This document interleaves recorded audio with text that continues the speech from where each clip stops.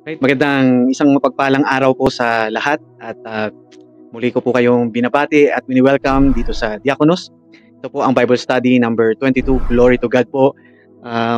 In the past few days, tinatry ko pong magtago dito kasi namamaga yung aking gums, no?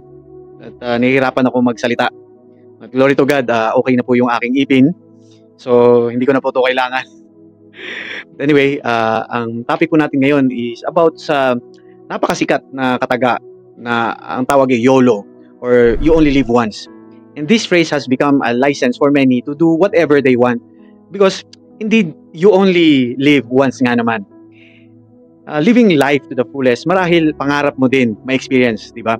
Sobrang nakakaakit to at minsan to some people, umaabot sila sa point na they will do anything to achieve what they think will bring them joy.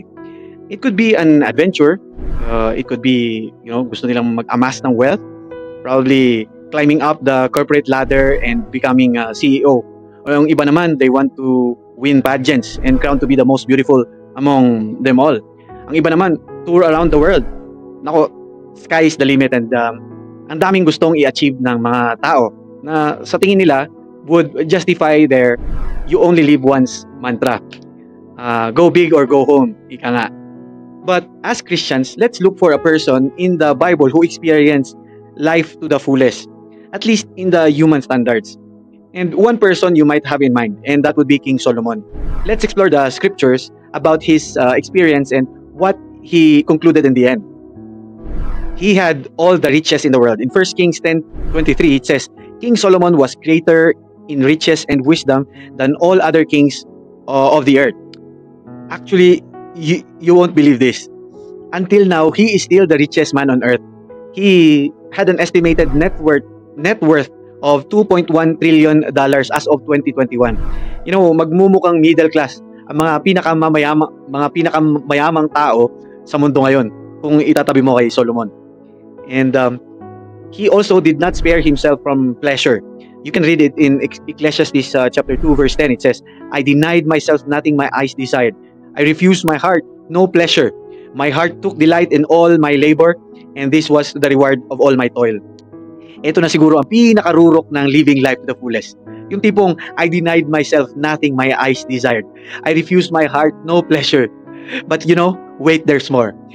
He had many wives. If you read in 1 Kings 11:3, he had 700 wives of royal birth. Ibig sabihin, mga dugong bugaw itong 700 wives na to, and 300 concubines. And his wives led him astray. Nako po, magmumukhang NGSB ang mga babaerong kilala nyo kung itatabi mo kay Solomon. He had so much influence. In 1 Kings 4:34, it says, from all nations, people came to listen to Solomon's wisdom, sent by all the kings of the world who had heard of his wisdom. Probably in today's parlance, pag nag-post ito si King Solomon ng anything online, baka billion views malamang ang bilangan dyan. King Solomon had everything and more. But you know what? Anong sinabi niya sa huli? Everything is in vain.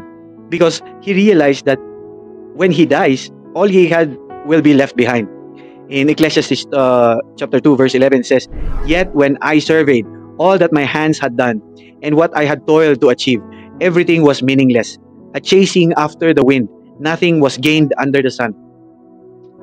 Nung sabihin ito ni Solomon, lahat ay walang kabuluhan. Hindi niya sinasabi na ang lahat ng bagay sa mundo ay walang halaga.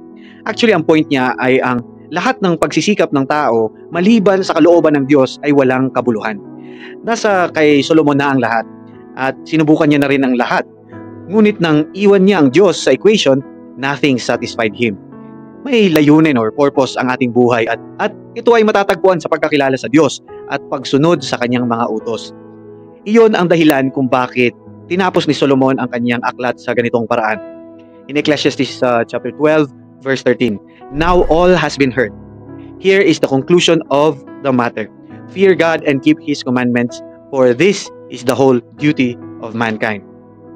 Marahil tulad mo rin ako, na sinubukan na dinaanan na yata ang lahat ng pagkakamali sa mundo in search of satisfaction but eventually failed. Huwag mo isipin na failure ka. May pag-asa pa. Sabi nga sa Bible, all things work together for good to those who love the Lord. Sabi nga sa John 6:35, then Jesus declared, I am the bread of life. Whoever comes to me will never go hungry, and whoever believes in me will never be thirsty. True satisfaction is knowing that this life is not the end of the story. There is much bigger story in the afterlife prepared for us as promised by Jesus. Glory to God. 2,000 years ago, that promise of heaven was made possible because of the life, death, and resurrection of Jesus.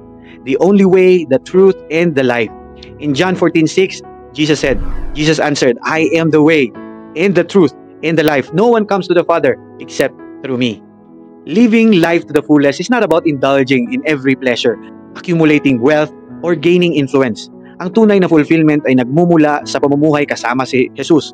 Kung namuhay ka para sa Kanya, makikita mo ang tunay na joy, purpose, and meaning na higit pa sa pansamantalang kasiyahan mo dito sa mundong ito. In John 10:10 it says, the thief comes only to steal and kill and destroy. I have come that they may have life and have it to the fullest.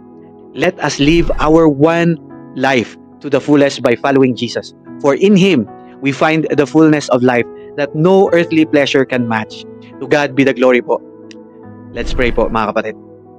Heavenly Father, we thank you for this time of fellowship and for the opportunity to study your word po.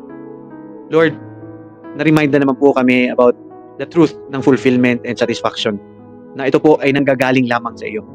Help us to live our lives fully for your glory, seeking your presence and obeying your commandments. I-guide niyo po kami, O Lord, as we navigate through the challenges and temptations ng buhay na ito. May we always remember that in you we find true meaning and purpose of our lives. Fill us with your Holy Spirit and lead us in your ways. We lift up our hearts to you in gratitude and praise, trusting that your plans for us are good and perfect. Strengthen our faith po and palalimin niyo po ang aming pag-ibig sa iyo at gamitin niyo po kami, O God, para maging liwanag sa mundong ito. In Jesus' name we pray. Amen and amen. Mga kapatid, ang Diyos ay may plano sa atin. Mahal niya tayo at nais niya tayong magkaroon ng buhay na walang hanggan kasama siya. Ngunit lahat tayo ay nagkasala at nahiwalay sa Diyos. Ang kasalanan ay naging hadlang para sa atin upang magkaroon ng malapit na relasyon sa Diyos. Sinabi ng Romans 3:23, sapagkat ang lahat ay nagkasala at hindi nakaabot sa kalwalhatian ng Diyos. Ngunit dahil sa dakilang pag-ibig, ipinadala ng Diyos ang kanyang anak na si Jesus upang mamatay para sa ating mga kasalanan. Sinabi sa John 3:16, sapagkat kayo na lamang ang pag-ibig ng Diyos sa sanlibutan, kaya't ibinigay niya ang kanyang kaisa-isang anak upang ang sinumang sumampalataya sa kanya ay hindi mapapahamak, kundi magkaroon ng buhay na walang hanggan.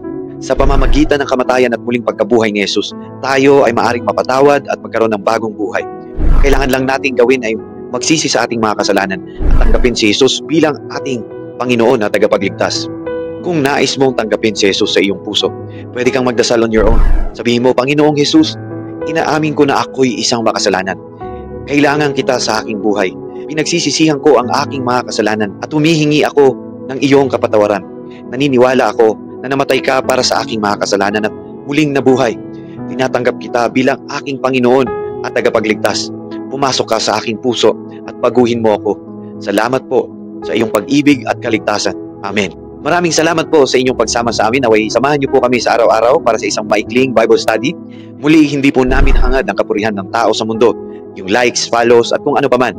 Ang hangad namin, kung luluobin ng Panginoon, ay ang i-subscribe ninyo ang Gospel ni Jesus Christ. I-follow ninyo ang God's commandment and be more like Christ. Muli, ito po ang diakonos, which means servant.